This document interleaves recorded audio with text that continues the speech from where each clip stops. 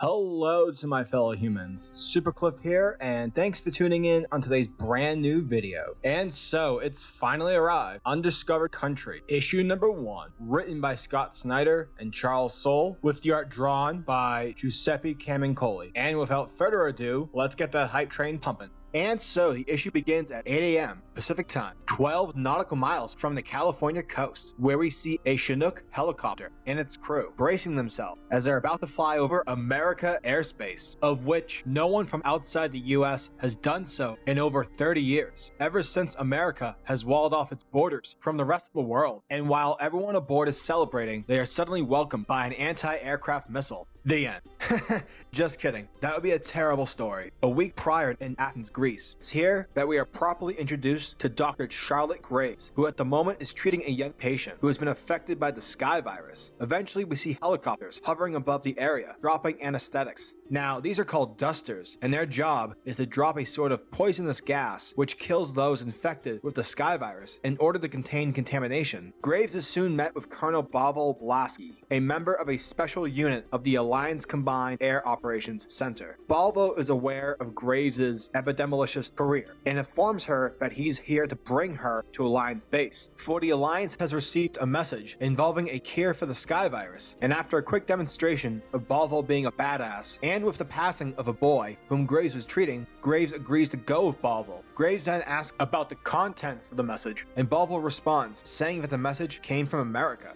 Ooh. Returning back to the present, we pick back up with the team in their now downed helicopter situation, and it appears that the group has crash landed 290 miles east from the Pacific barrier. The group's cultural expert, Ace, has a wounded leg, but besides that, it seems everyone aboard has made it out safely okay. Balvo volunteers to stay behind in order to make repairs to the chopper, as the rest of the group, led by Daniel, venture off to explore the area. 4 days prior in Istanbul, Balvo shows everyone the message that was sent by American doctor Samuel Elgin. In it, Elgin reveals that their research shows that in 6 months' time, the Sky virus will end the world. Luckily, the United States has developed a cure for the Sky virus and are willing to negotiate with both the Alliance and the Zoner empires. However, the catch being is that these negotiations must take place on American soil. Basically, if everyone behaves and follows the rules, both groups will then, in turn, receive the cure. In addition, the US will also consider the idea of reopening their borders. After Pavel pauses the message, everyone then starts to discuss on whether or not this message is to be taken seriously. Alliance diplomat Janet Worthington and Zoner diplomat Chang announce a counterpart operation that is being funded by both respected governments, an expedition of sorts. Chang then asks Dr. Graves and her brother, Major Daniel Graves, if they recognize Samuel Elgin, since both Graves are originally from the United States but were sent away back when they were children. Charlotte answers, saying that she doesn't know Elgin, but that he does look familiar. Janet and Chang reveal that Dr. Samuel Elgin was associated with the Aurora Project, a think tank that had close ties to the US government. In addition, their headquarters is shown to be located in Leadville, Colorado.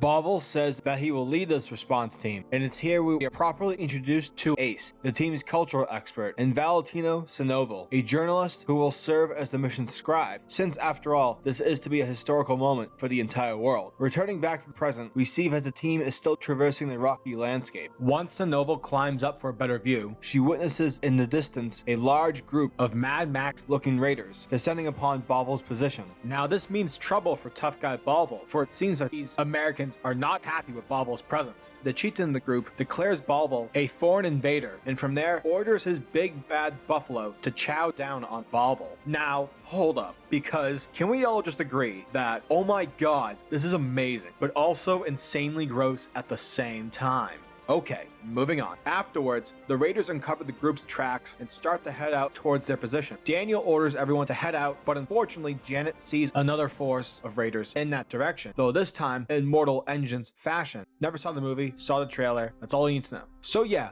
everyone's pretty much screwed, until a mysterious man in a mask assists the group and tells them to follow him down a secret cave entrance. And because they were without any options, the group decides to do exactly what the man tells them to do. Along the way, the masked man informs the group that he's leading them down an old gypsum mine, which means that they'll be safe from the Destiny Man and his forces from the outside. The group is soon met with another group of survivors, though more like a community, an underground settlement called the Silent Minority. And while everyone else is getting settled, the masked man recognizes both the graves and tells him to follow him into the other room. Inside is a map against the wall of what appears to be current America and all the different territories that have been established in the last 30 years. The masked man calls us the Oval Office and is glad the graves have arrived, for the time has come to initiate the plan. Charlotte tells the guy that she has no idea on what he's talking about, as she explains that her group is here solely to negotiate for the Sky Virus cure. The man responds saying that the US government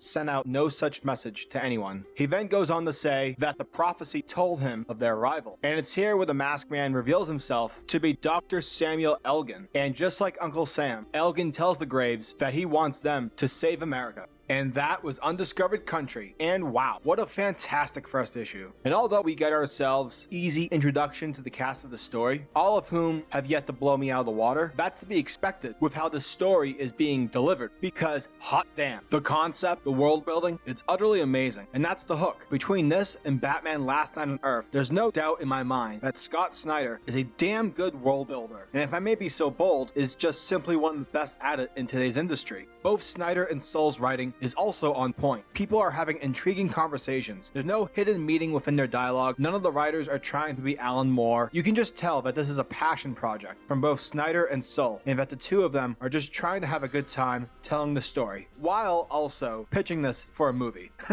Let's talk about the art as well, because oh my Lanta, it's so cool. The world visuals that Cameron Coley has in his mind are breathtaking, which is weird because everything we see has turned to shit, but in its own disgusting Last of Us way, it's freaking sexy. Oh, and shout out to the colors, Matt Wilson. You done good, son. So overall, with all the man-eating buffaloes, scum and villainous psychos, and the Uncle Sam wannabes, Undiscovered Country, issue number 1, gets a 10 out of 10. And I strongly suggest checking out this series.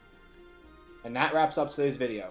If you guys like my content, please hit that subscribe button, as well as hit the bell symbol, so that the world of comics is never missed out. Peace, guys.